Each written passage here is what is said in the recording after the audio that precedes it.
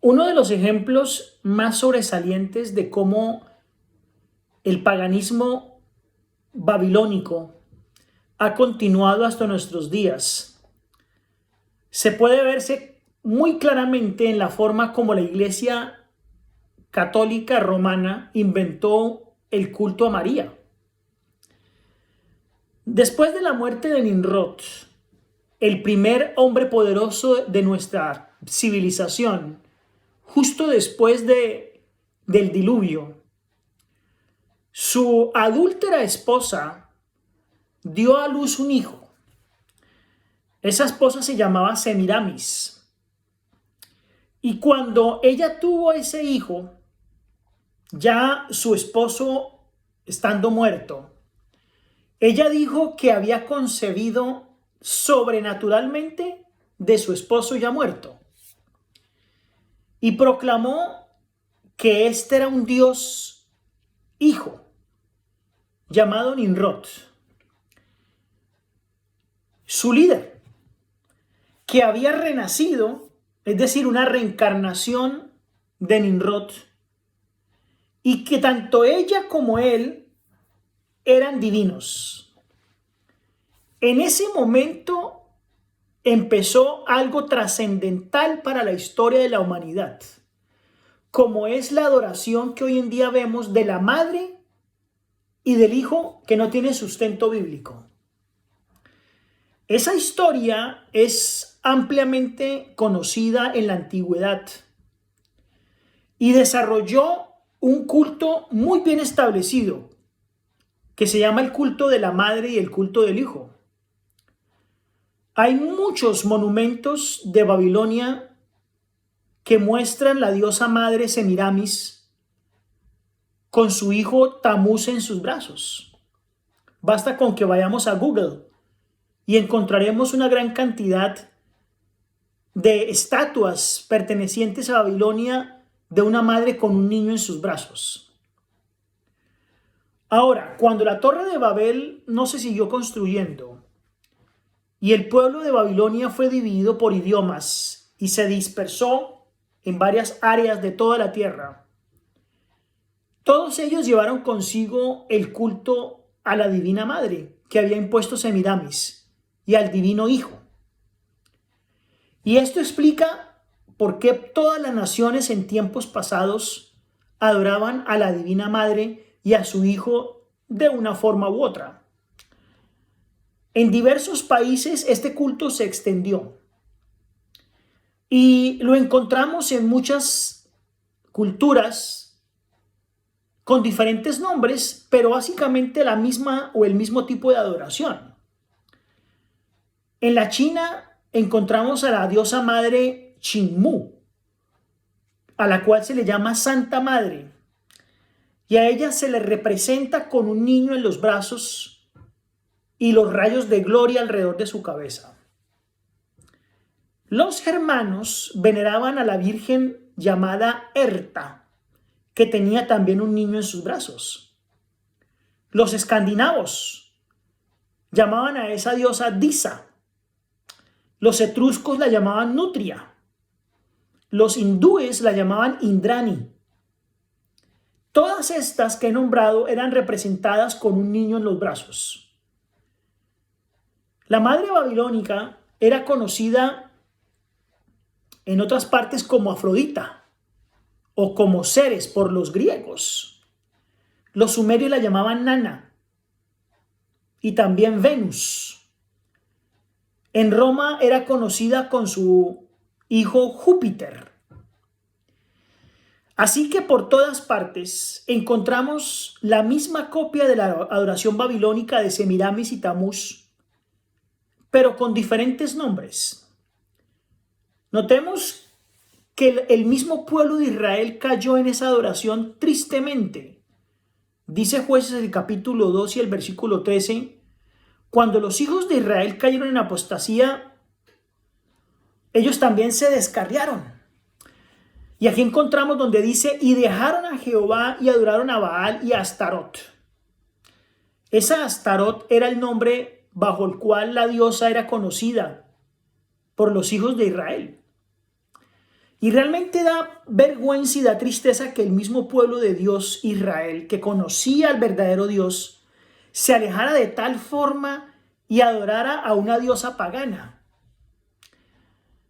Eso mismo lo encontramos unos años después en Jeremías 44, del 17 al 19, donde se le insta al pueblo de Israel a no adorar a la reina del cielo.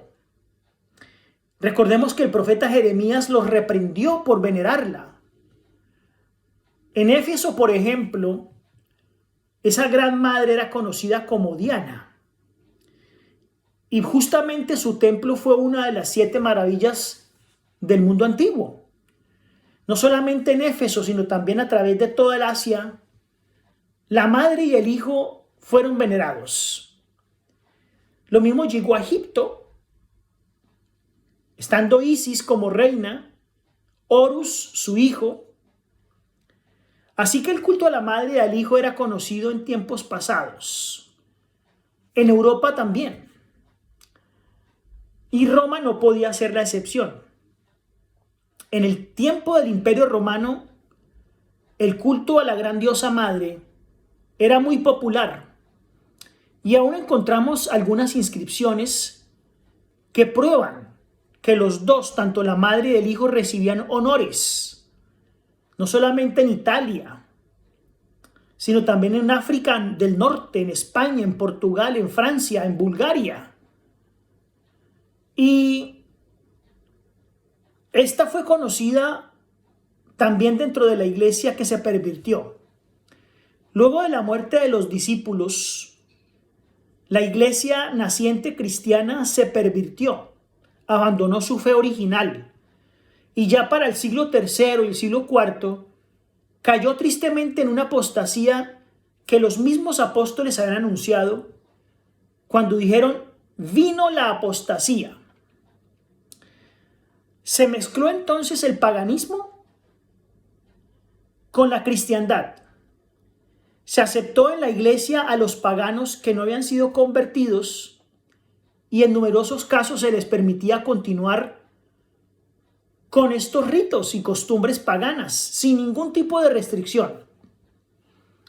Uno de esos ejemplos de paganismo lo podemos ver cuando encontramos dentro de la iglesia el culto a la madre y al hijo, que se instauró por atraer a los paganos y no perderlos.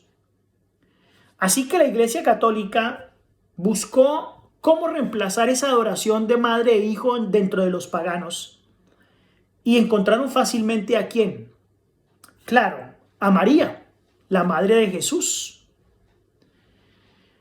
La apariencia del cristianismo fue realmente a lugares insospechados.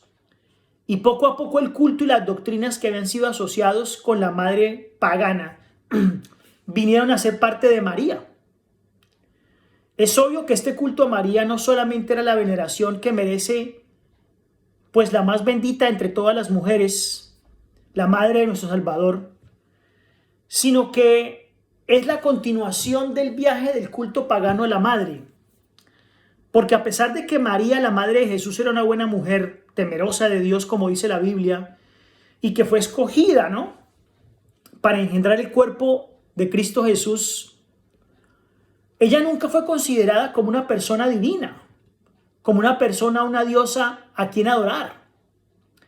Y no fue sino hasta la época de Constantino, en la primera parte del siglo IV, cuando empezó a considerarse a María como una diosa.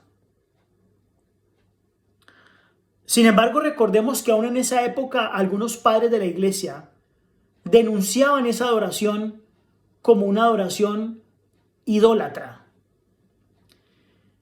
Como Roma había sido entonces por mucho tiempo el centro del culto a la diosa del paganismo, no debemos extrañarnos de que fuera en los primeros sitios donde se le rindió culto a María y se le estableció como un culto parte del catolicismo. Toda esa mezcla entonces de adoración a la Virgen y a la maternidad pues cayeron definitivamente dentro del cristianismo naciente. Recordemos que cuando Pablo llegó a Éfeso todavía no había sido infiltrado del todo. Eso está en Hechos 19, del 24 al 27. Y algunos ya empezaban a adorar a la diosa madre y al hijo. Finalmente, cuando el culto a María se hace una doctrina oficial de la Iglesia Católica, que ocurrió en el año 431, fue precisamente en el concilio de esa ciudad, el concilio de Éfeso, en la ciudad de la diosa pagana Diana. En Egipto, esta adoración fue realmente muy profunda y fue muy fuerte. Así que Nimrod vino a ser conocido con el tiempo como Baal, dentro del pueblo cercano a Israel.